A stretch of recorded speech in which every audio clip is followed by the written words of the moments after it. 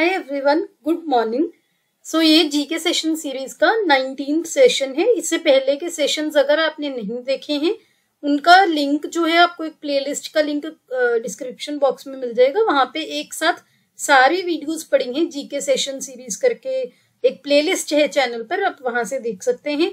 And अगर आप actual में प्रिपरेशन को लेके सीरियस हैं तो आई वुड सजेस्ट कि आप इसको प्लीज सारी वीडियोस को देख लीजिए, आपको बहुत हेल्प मिलने वाली है। So let's begin today session. सबसे पहले करेंगे पिछली वीडियो की रिवीजन, पिछली क्लास की रिवीजन। तो उसमें हमने दो क्वेश्चंस जो हैं वो डिस्कस किए थे। कौन कौन से?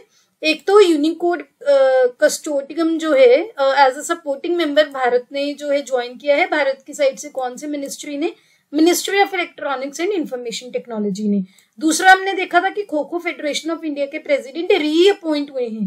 पहले भी यही थे, जब इनकी टर्म जो है खत्म हुई थी दोबारा से इनको अपॉइंट कर लिया गया है, तो वो है सुधांशु मित्तल जी।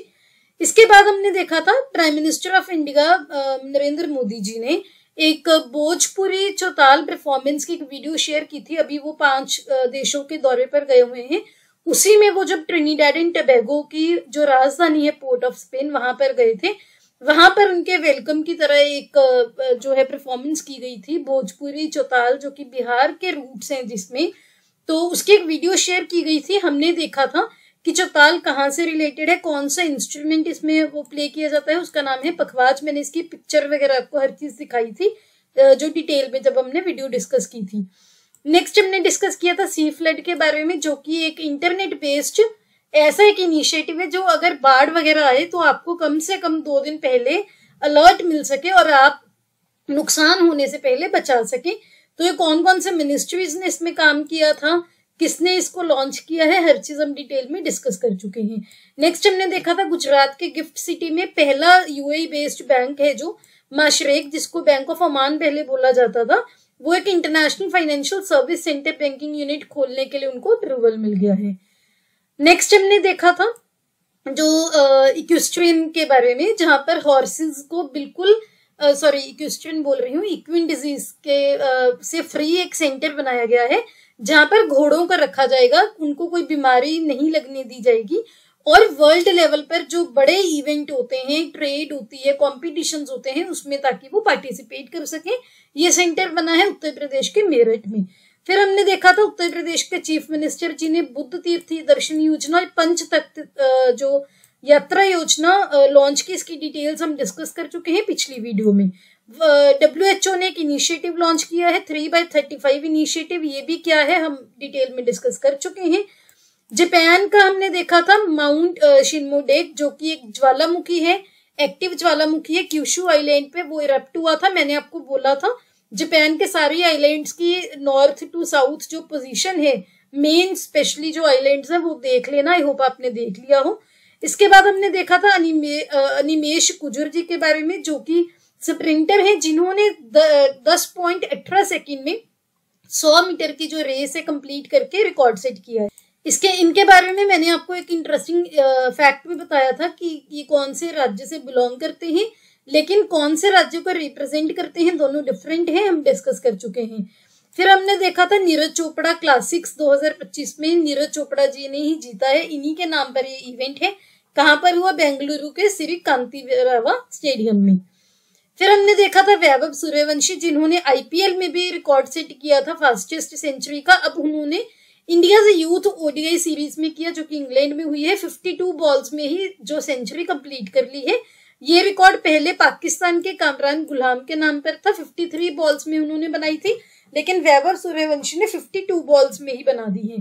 फिर हमने देखा था वर्ल्ड बैंक ने एक रिपोर्ट रिलीज की है मोस्ट इक्वल सोसाइटीज की, जिसमें इंडिया का रैंक रहा 4th, बहुत इंपॉर्टेंट है ये। फिर हमने देखा था कारगिल दिवस मनाते हैं 26 जुलाई को, क्योंकि इस दिन कारगिल पर जो है जीत हासिल की थी ऑपरेशन विजय के अंडर। और मैंने आपको क्वेश्चन पूछा था कैप्टन विक्रम बत्रा जी के बारे में, उसका आंसर अभी तक किसी ने नहीं दिया है कि कैप्टन विक्रम बत्रा की लाइफ बेस्ड कौन सी मूवी बनी और उसमें कैप्टन विक्रम बत्रा का रोल कौन से एक्टर ने प्ले किया। अगर आपको पता है इस वीडियो के कमेंट्स में आंसर देना, लास्ट वीडियो में किसी ने भी आंसर नहीं दिया वो। देन हमने देखा था इंडिया ने first national bio bank launch किया है जिसका नाम है फिनोम इंडिया नेशनल बायो बैंक। कहाँ पर? न्यू दिल्ली के CISR institute of genomics and integrative biology में।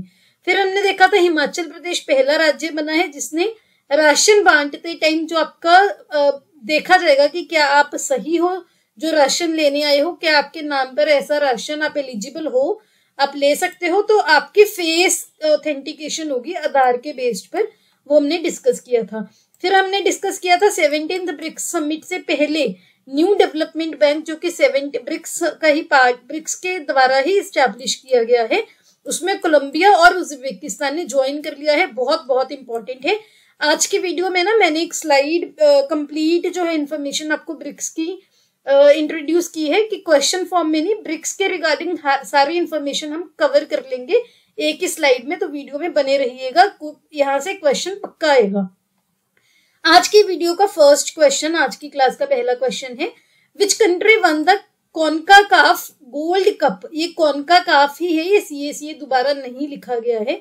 तो कॉन्काकाफ गोल्ड कप कौन से देश ने जीता है? USA को हराकर। और इसके जो फाइनल्स है वो ह्यूस्टन में हुए थे। ह्यूस्टन कहाँ पर है? US के टेक्सास में। तो अगर आपको इसका आंसर पता है कमेंट्स में बताओ, नहीं पता तो यहाँ पर देखो। तो पहले तो ये देखो जो कॉन्काकाफ गोल्ड कप है ना, ये एक चैंपियनशिप ट्रॉफी है जो कि वहां के जो नॉर्थ अमेरिका, सेंट्रल अमेरिका और जो कैरिबियन के देश हैं इन्हीं की टीम्स खेलती है। तो ये आप याद रखना। इसमें किसने किसको हराया है? फाइनल्स में मैक्सिको ने हराया है। किसको हराकर? US को हराकर। तो ये याद रखना, बहुत इंपॉर्टेंट है, क्वेश्चन आ सकता है। ये भी याद रखना कि नॉर्थ अमेरिका, सेंट्रल अमेरिका और कैरिबियन के जो कंट्रीज टीम्स हैं वही इसमें फीचर होती हैं। Next question, the ancient city of Penico discovered by archaeologist is located in which country. Question समझो। आर्कियोलॉजिस्ट होते हैं जो खुदाई वगैरह करते हैं जमीन के नीचे ताकि हमें इतिहास के रिलेटेड चीजें मिल सके, उससे हम इतिहास के बारे में कुछ चीजें डिस्कवर कर सकें। तो पेनिको नाम की एक काफी पुरातन शहर जो है वो डिस्कवर किया गया है आर्कियोलॉजिस्ट्स के द्वारा। कौन से देश में? ये अभी अभी किया गया है, कुछ ही दिन पहले। तो इम्पोर्टेंट है, हिस्ट्री से भी रिलेटेड है, करंट अफेयर से भी रिलेटेड है, ये आपको ध्यान रखना है। तो यहाँ पर देखो पेनिको जो है ना, ये पेरू कहाँ पर है? साउथ अमेरिका में। तो पेरू के न्यूली अनअर्थ 35 ईयर ओल्ड जो है एंशिएंट सिटी है, 3500 साल पुरानी पुरातन शहर है ये। और माना जाता है कि ये जो शहर है एक कराल सिविलाइजेशन हुई है। जैसे हम सभ्यता पढ़ते हैं ना, सिंधु घाटी सभ्यता, वैसे ही अमेरिकाज में केराल सिविलाइजेशन हुई है जो कि अमेरिका की सबसे पुरातन सिविलाइजेशन मानी जाती है। उसी के बाद ये जो पेनिको सिटी है ये एक काफी बड़ा ट्रेड सेंटर होता है जहां पर बिजनेस होता है। और इस ट्रेड सेंटर पर पैसिफिक, एंडीज माउंटेन वाला जो रीजन है और अमेजोन फॉरेस्ट है ना अभी ब्राजील में, वो वाला इलाका, उसके कल्चर्स को कनेक्ट किया था पेनिको सिटी ने। कहां पर है? पेरू में। पेरू कहां पर है? साउथ अमेरिका में। याद रखना, बहुत इंपॉर्टेंट क्वेश्चन है। अब मैंने आपको स्टार्टिंग में बताया था ना कि ब्रिक्स के बारे में 17 समिट हुई है 2025 में ब्राजील में। मैं हर पॉइंट यहाँ पर इंपॉर्टेंट एक ही वीडियो में कवर कर रही हूँ, इससे मल्टीपल क्वेश्चंस बन सकते हैं। बहुत ध्यान से सुनना और समझना। सबसे पहले तो कहां पर हुई 17th ब्रिक्स समिट? ब्राजील में। ब्राजील कहां पर है? साउथ अमेरिका में। यहाँ पर इंडोनेशिया को ब्रिक्स का फुल टाइम मेंबर, यहाँ पर टर्म क्या है? फुल टाइम मेंबर, याद रखना। 10th फुल टाइम मेंबर बना है, तो ये याद रखना। और कौन कौन से हैं ये भी हम देख लेते हैं। सबसे पहले तो जो ब्रिक्स है इसमें 5 मेंबर थे ओरिजिनल। कौन कौन से? ब्राजील, रशिया, इंडिया, चाइना और साउथ अफ्रीका।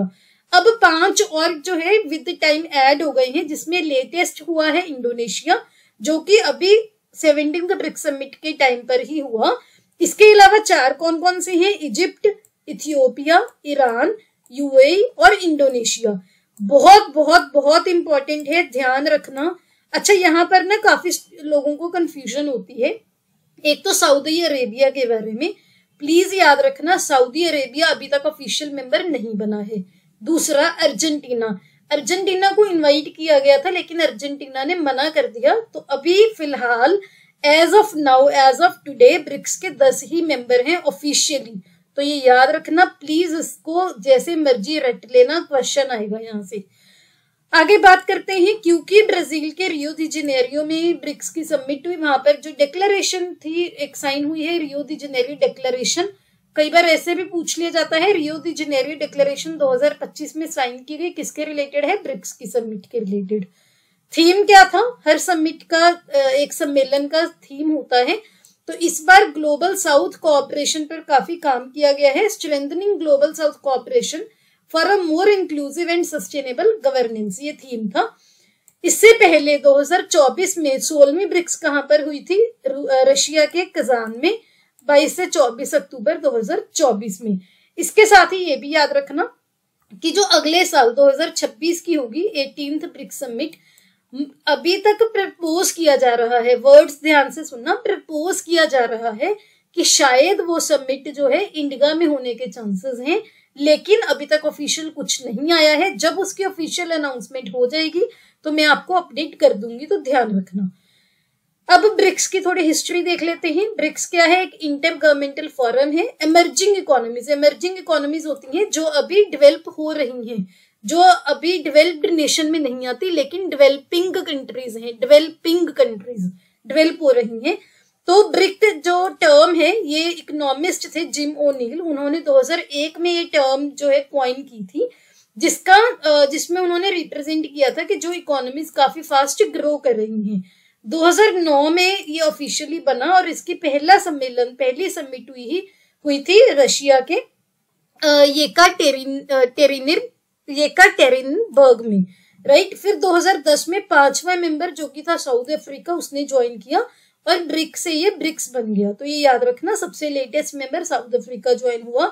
2024-25 में ब्रिक्स को एक्सपैंड किया गया, जिसको ब्रिक्स प्लस या एक्सपेंडेड ब्रिक्स के नाम से भी जानते हैं, जिसके 10 मेंबर हैं, यहाँ पर हमने देख लिए। आई होप आपको ये क्लियर हो गया होगा। स्टिल कोई भी डाउट है please ask me in the comment section, यहाँ से क्वेश्चन आएगा। I am repeating this again, बहुत ध्यान से पढ़ना इसको। नेक्स्ट क्वेश्चन बहुत बहुत बहुत इंपॉर्टेंट क्वेश्चन है, ध्यान रखना। यूएसए जो है बहुत ही न्यूज में बना रहता है, उसके जो न्यू प्रेसिडेंट हैं डोनाल्ड ट्रंप जी, उनके बयान वगैरह आते रहते हैं, न्यूज में बना रहता है। अभी क्या है, इलॉन मस्क और जो डोनाल्ड ट्रंप है, उन्होंने अपने जो पाथ है अलग कर लिए हैं। इलॉन मस्क ने जो है अलग पार्टी बना ली है जिसका नाम है अमेरिका पार्टी। तो उसी के रिगार्डिंग ये क्वेश्चन है, बहुत इंपॉर्टेंट, ध्यान से सुनना। Vaibhav Taneja named treasurer of Elon Musk America party, he is currently chief financial officer of which company? Vaibhav Taneja जो कि इंडियन ओरिजिन से हैं, उनको इलॉन मस्क ने अपनी पार्टी अमेरिका पार्टी का ट्रेजरर जो है वो बनाया है। जो वैभव तनेजा हैं वो किस कंपनी के चीफ फाइनेंशियल ऑफिसर की तरह अभी काम कर रहे हैं? तो ये ध्यान रखना। यहाँ पर ना एक और फैक्ट याद रखना, अमेरिका में ना एक रूल है कि अगर आप अमेरिका में आपका जन्म नहीं हुआ, सिटीजनशिप आपने बाद में ले ली, वो ठीक है, लेकिन आपने अमेरिका में आपका जो जन्म है वो अमेरिका में नहीं हुआ, तो आप अमेरिका के प्रेसिडेंट के लिए इलेक्शंस में खड़े नहीं हो सकते। लेकिन भारत में उल्टा क्या है, आप भारत के सिटीजन होने चाहिए, चाहे आप भारत में आपका जन्म हुआ, चाहे आपने बाद में टर्म्स एंड कंडीशंस कंप्लीट करके किसी और देश से आके वो टाइम जो हमारे सिटीजनशिप एक्ट 1955 में है उसके अकॉर्डिंग भारत की सिटीजनशिप ले ली, भारत में आप प्रेसिडेंट के लिए इलेक्शन लड़ सकते हो, लेकिन अमेरिका में नहीं लड़ सकते। यही एक मेन रीजन है कि इलॉन मस्क जो है वो अमेरिका के प्रेसिडेंट के इलेक्शंस में जो है खड़े नहीं हो सकते। तो ये ध्यान रखना, आपकी नॉलेज के लिए है, कई बार काम आ जाती है एलिमिनेशन वगैरह करने में। अब बात करते हैं इस क्वेश्चन की। तो जो वैभव तनेजा है ना, ये इलॉन मस्क की जो कंपनी है टेस्ला, वहीं पर ये चीफ फाइनेंशियल ऑफिसर की तरह काम कर रहे हैं। ये क्वेश्चन आएगा, बहुत ध्यान से देखना। इलॉन मस्क ने डिक्लेयर किया कि वो अपनी पॉलिटिकल पार्टी जो है वो स्टार्ट करेंगे जिसका नाम है अमेरिका पार्टी, जिसके थ्रू वो जो अभी अमेरिका में 2 पार्टी सिस्टम है ना, एक तो रिपब्लिकन्स हैं एक डेमोक्रेट्स हैं, उनको चैलेंज करेंगे। अब आपके लिए क्वेश्चन, अभी जो डोनाल्ड ट्रंप है करंट प्रेसिडेंट है यूएसए के, वो कौन सी पार्टी से बिलोंग करते हैं, रिपब्लिकन या डेमोक्रेटिक्स? ये आपका क्वेश्चन है जो आप कमेंट्स में लिखोगे। Next question, again very very very important question, ध्यान रखना। Jennifer Simmons has been elected first women president of which country? Jennifer Simmons नाम की एक महिला है जो कि पहली महिला राष्ट्रपति बनी है, कौन से देश की, ये आपका क्वेश्चन है।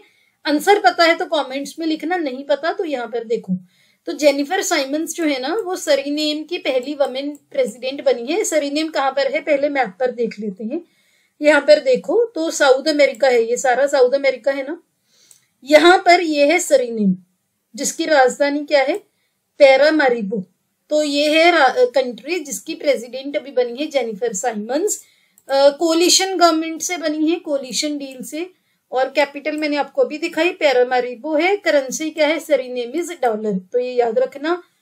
इसका मैप आप देख लेना। आई एम सॉरी, मैं यहाँ पर लगाना भूल गई, मैं बोल रही हूँ सॉरी। फ्लैग आपको देखना है तो वो देख लेना एक बार, ठीक है। Next question, who has been appointed as International Cricket Council chief executive officer?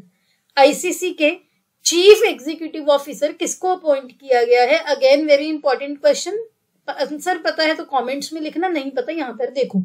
ये रही उनकी पिक्चर। संजोग गुप्ता जी हैं जो कि आईसीसी के सीईओ अपॉइंट किए गए हैं। इन्होंने जियोफ एलरडाइस जो है उनको रिप्लेस करेंगे। जियोफ एलरडाइस से इन्होंने जनवरी में 2025 में ही रिजाइन कर दिया था इस पोजीशन से। तो अब उनकी जगह पर संजोग गुप्ता जी आए हैं जो कि सीईओ बनेंगे। अभी ये कुछ किसी और पोजीशन पे काम कर रहे थे, आई थिंक जियो हॉटस्टार में, मुझे पक्का नहीं पता, देख लेना एक बार। तो संजोग गुप्ता जो है ये आईसीसी के सीईओ जो हैं वो अपॉइंट हुए हैं। Next question, the 2025 Asian para archery championship was held in which country? 2025 की एशियन पैरा आर्चरी चैंपियनशिप कौन से देश में हुई है, ये आपका क्वेश्चन है। आंसर पता है तो कमेंट्स में लिख दो, नहीं पता यहाँ पर देखो। तो ये जो इवेंट है ना, ये कहाँ पर हुआ, बीजिंग में। बीजिंग कहाँ पर है, चाइना में। इसमें भारत ना ओवरऑल दूसरी पोजीशन पर रहा, चाइना ने टॉप किया, भारत का दूसरी पोजीशन पर रही। और भारत ने 3 गोल्ड मेडल जीते हैं, 3 सिल्वर 3 ब्रॉन्ज। गोल्ड किस किसने जीते वो एक बार देख लो। एक तो हरविंदर सिंह जो कि काफी अच्छे पैरा आर्चर हैं, पहले भी ये मेडल्स जीत चुके हैं। इन्होंने 2 गोल्ड मेडल जीते हैं। एक तो इन्होंने जीता recurve open mixed team event में भावना जी के साथ, दूसरा इन्होंने जो जीता है अकेलों ने जीता है। फिर एक mixed women's mixed team event में जीता शीतल देवी और ज्योति ने। तो ये याद रखना, तीनों गोल्ड के जो मेडल्स हैं वो ध्यान रखना। Next question, what is the name of newly launched postal service by the department of post for affordable delivery of educational and cultural books? Question समझो। डिपार्टमेंट ऑफ पोस्ट है ना, जो पोस्ट ऑफिस होता है, डिपार्टमेंट ऑफ पोस्ट के under आता है। उन्होंने ना एक नया पोस्टल सर्विस लॉन्च की है जिसके अंडर बुक्स वगैरह है जो, वो जैसे फॉर एग्जांपल आप एनसीईआरटी या फिर आप इग्नू में पढ़ रहे हो, जो भी ऐसी ऑर्गेनाइजेशंस हैं जिसके अंडर आपको बुक्स भेजी जाती हैं, वो बुक्स आप काफी अफोर्डेबल रेट, सस्ते रेट्स पर वो पोस्ट ऑफिस के थ्रू पोस्ट कर सको। ये क्वेश्चन है, क्या नाम है उस पोस्टल सर्विस का, ये आपको बताना है। आंसर पता है तो कमेंट्स में लिखो, नहीं पता यहाँ पर देखो। तो इसका नाम है ज्ञान पोस्ट। ज्ञान पोस्ट में डेडिकेटेड पोस्टल सर्विस होगी, अफोर्डेबल डिलीवरी होगी एजुकेशनल, कल्चरल, सोशल और रिलीजियस बुक्स की। सभी पोस्ट ऑफिसेज में ये जो है ऑपरेशनल है। जो मिनिमम 20 रुपए लगेंगे 300 ग्राम के पैकेट के लिए, ये आपको याद रखने की जरूरत नहीं, ये सिर्फ आपकी अंडरस्टैंडिंग के लिए मैंने बता दिया। 20 रुपए से लेकर 100 रुपए तक का 5 किलो तक बुक्स जो है वो जो पोस्ट कर सकते हैं। टैक्सेस नेचुरली एक्स्ट्रा होते हैं तो वो ध्यान रखना, बस आपको ज्ञान पोस्ट याद रखना है। नेक्स्ट क्वेश्चन बहुत बहुत बहुत इंपॉर्टेंट क्वेश्चन है। द कलसी रिवर या Kulsi river recently in news is a tributary of which major Indian river? Kulsi river, Kulsi नदी जो है, अभी उसको न्यूज में देखा गया। कौन सी भारत की कौन सी मेजर नदी की सहायक नदी है, ये आपका क्वेश्चन है। आंसर पता है तो कमेंट्स में लिखो, नहीं पता यहाँ पर देखो। तो जो कुलसी नदी है ये ब्रह्मपुत्र नदी की सहायक नदी है। क्यों न्यूज में था? क्योंकि असम और मेघालय ने अनाउंस किया है कि वो 55 मेगावाट हाइड्रो पावर और इरिगेशन प्रोजेक्ट बनाएंगे। कहाँ पर? कुल्सी नदी पर। तो बहुत इंपॉर्टेंट है, असम और मेघालय की जो गवर्नमेंट है, स्टेट गवर्नमेंट, वो काम करेंगी। ये भी याद रखना कौन सी स्टेट्स है जो यहाँ पर हाइड्रो पावर बना रही हैं, और कुल्सी नदी कहाँ किसकी सहायक नदी है? ब्रह्मपुत्र की। Next question, which Indian animated film won the jury award for best commissioned film at the NSC International Animation Festival 2025? अभी एक इंटरनेशनल एनिमेशन फेस्टिवल हुआ था 2025 का, एनएससी इंटरनेशनल एनिमेशन फेस्टिवल। वहां पर जूरी अवार्ड जीता है बेस्ट कमीशनड फिल्म ने। क्या नाम है उस एनिमेटेड फिल्म का, वो आपसे पूछा गया है। आंसर पता है तो कमेंट्स में बताओ, नहीं पता यहाँ पर देखो। तो यहाँ पर देख सकते हो, देसी ऊन। देसी ऊन, ऊन को क्या होती है? वूल। तो देसी ऊन फिल्म का नाम है, जो कि श्री सुरेश एरियात इन्होंने बनाई है। ये जो है इंडियन फिल्म है, एनिमेटेड फिल्म। इसी ने अवार्ड जीता है बेस्ट कमीशनड फिल्म के लिए एनएससी इंटरनेशनल एनिमेशन फेस्टिवल, जो कि फ्रांस में हुआ है। तो ये याद रखना, देसी ऊन जो है फिल्म है, एनिमेटेड फिल्म है, सुरेश एरियात जी ने बनाई। ये कहाँ पर हुआ फेस्टिवल? फ्रांस में। नाम क्या है? NSC international animation festival 2025। Next question, which farmer England football captain will receive a knighthood from king Charles III? बहुत बहुत बहुत इंपॉर्टेंट है। इंग्लैंड के जो किंग है ना, चार्ल्स III, उनके द्वारा कौन से इंग्लैंड के पूर्व फुटबॉल कैप्टन को नाइटहुड दी जाएगी? नाइटहुड का क्या मतलब होता है? जो भी उनका नाम है ना, उनके नाम के आगे सर लगाया जाएगा और उनकी वाइफ के नाम के आगे मैम लगाया जाएगा। तो ये होती है नाइटहुड। तो आंसर पता है कमेंट्स में बताना, नहीं पता यहाँ पर देखो। डेविड बेकहम, जो कि पहले इंग्लैंड के सॉकर कैप्टन हैं, उनको यूएन चिल्ड्रन फंड का 2 दशकों का एम्बेसडर भी पहले जो बनाया गया है, वो नाइटहुड ऑनर मिलेगा किंग चार्ल्स III को, और उनका नाम फिर सर डेविड हो जाएगा। और उनकी वाइफ जो है विक्टोरिया बेकहम, उनको लेडी बेकहम के नाम से, मैं सॉरी मैम बोल गई थी, लेडी बेकहम के नाम से जाना जाएगा। तो ये याद रखना, सर और लेडी लिखा जाता है उनके और उनके स्पाउस के नाम के साथ। Next question, where is India's first e waste recycling eco park being established? भारत का पहला e waste recycling eco park कहाँ पर इस्टेब्लिश किया है, जो किया जाएगा? E waste recycling eco park क्या होता है? ई वेस्ट होता है इलेक्ट्रॉनिक वेस्ट, जो आपका मोबाइल्स का, लैपटॉप्स का, टीवीज का, जो भी इलेक्ट्रॉनिक डिवाइसेस हैं, उनका जो वेस्ट है उनको रिसाइकल किया जाएगा। इसके लिए भारत में पहली बार ई वेस्ट रिसाइकलिंग इको पार्क बनाया जो गया है। कहाँ पर? दिल्ली में।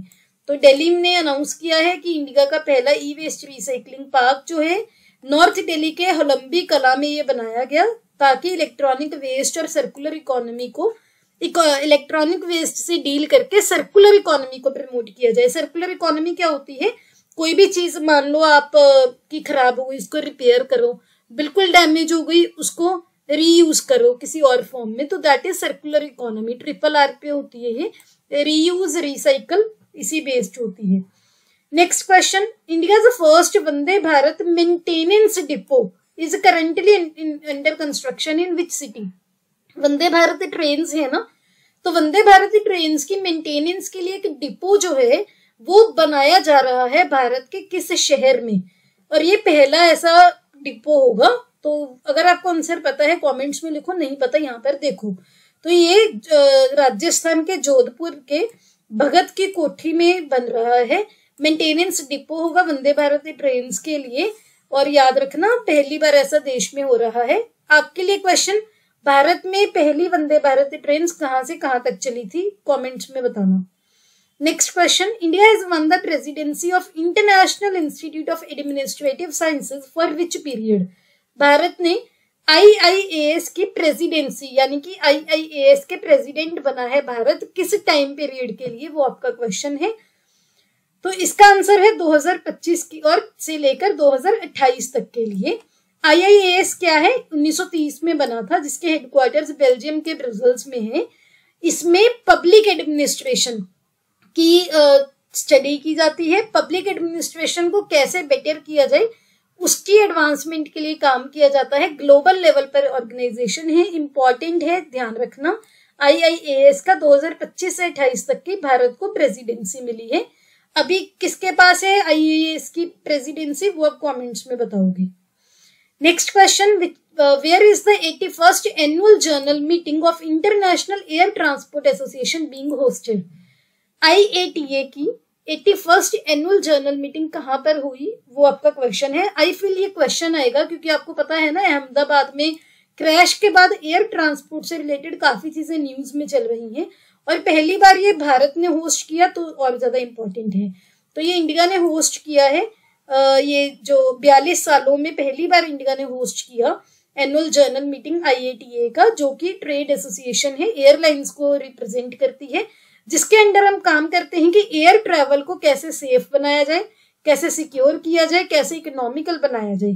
तो ये याद रखना इंपॉर्टेंट है। आपका होमवर्क का पहला question, the Inga 3 hydro power project recently approved for funding by World Bank is located in which country. Inga 3 hydro power project है जिसको वर्ल्ड बैंक ने अभी अभी फंडिंग के लिए अप्रूव किया है, कौन से देश में है। ऑप्शन ए है Egypt, option B Ethiopia, option C Democratic Republic of Congo, option D South Africa. Next question, where is Mount Lewotobi Laki Laki located. Mount Lewotobi Laki Laki जो है कहां पर है। Option A Indonesia, option B Sri Lanka, option C Japan, option D USA। तो answers comments में लिखना। Session लंबा है क्योंकि हमने नंबर ऑफ क्वेश्चंस बढ़ाए हैं और रिवीजन ऐड की है। यहाँ तक आए हो, कमेंट वीडियो अच्छी लगी लाइक करके जाना, मुझे बहुत मोटिवेशन मिलती है। जो भी आपको क्वेश्चंस पूछे जाते हैं कमेंट्स में उनका आंसर देना। मिलते हैं बहुत जल्द नेक्स्ट वीडियो में। टिल देन टेक केयर, पढ़ाई करते रहिए, तैयारी करते रहिए। Have a nice day.